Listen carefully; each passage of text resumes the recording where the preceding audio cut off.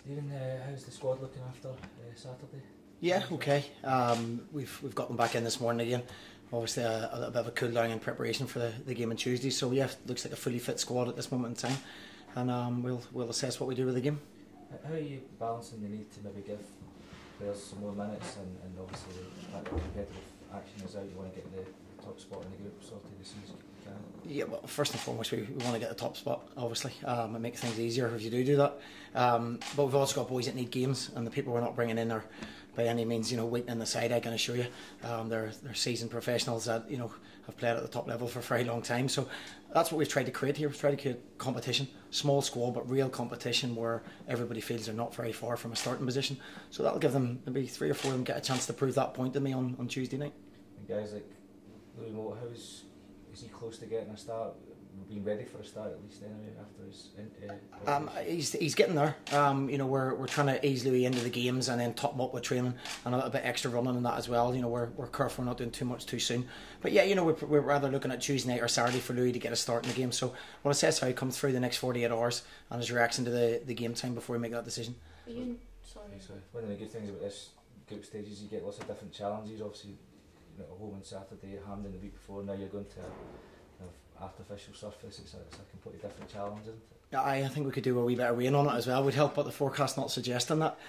It's not be difficult. We're not going to underestimate Edinburgh. That's not what type of team we are. The biggest compliment I can give the boys on Saturday was at 4-0 up. We were still pressing the life out of people and being really aggressive, and that's what we'll do from the first minute against Edinburgh. Are you enjoying playing in this and competitive games rather than pre-season friendlies?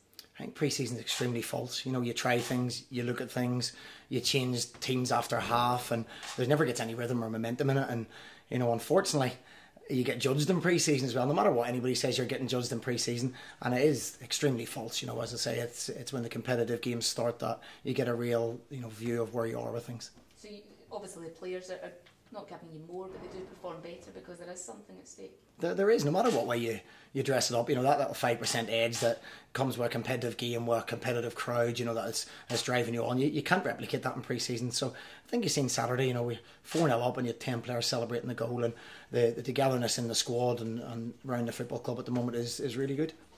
It's obviously early days, but could you have asked for any more with all these changes you've made in the summer, the way you've played in the past 2 games? Not to concede a goal in the first game, would have been probably the one I would have asked for. No, it's going well. We're not getting carried away in any shape or form. We've signed a lot of new players, and there's a lot of stuff still to be built on. We will get better and better.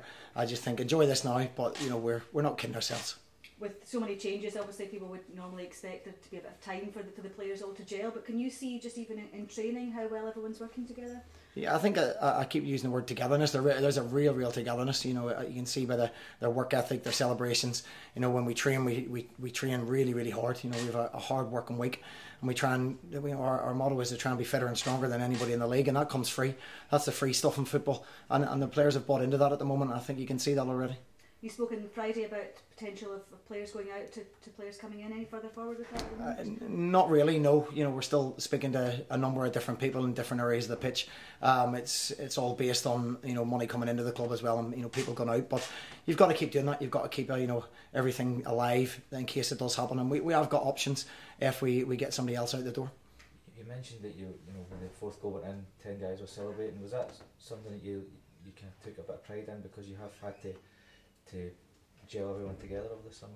Yeah, as was mentioned previously, it does take a wee bit of time for people to get to know each other, and I think your trip away helps as well. We recruited early in the summer, which brought people together early. We're not bringing people in 1s and 2s as the season's developing, so they have got to know each other. There seems to be a real bond in the camp as well. You can tell by the atmosphere, so they're driving each other, and as I say, we've tried to build on the free stuff, working hard, winning your headers, winning your tackles, being organised. That doesn't cost any kind of money. That just is organisation and a willpower, and that seems to be what the group of players have got. We haven't asked them to do that. We haven't asked them to celebrate together. They've just got a real feeling of togetherness, and that can stand you in good stead for the season. How have you found the challenge personally of taking this team for pre-season and planning ahead for the season? Well, great. It's a wee bit different in Oldham. I ended up with 3 players and recruited 23, I think it was in the end. So it's slightly different. We have recruited 9 players, hopefully 10 by the end of the window. It's been good. We've got a lot of players we went after. And the biggest thing for me is people want to come play for Motherwell Football Club in the Premiership.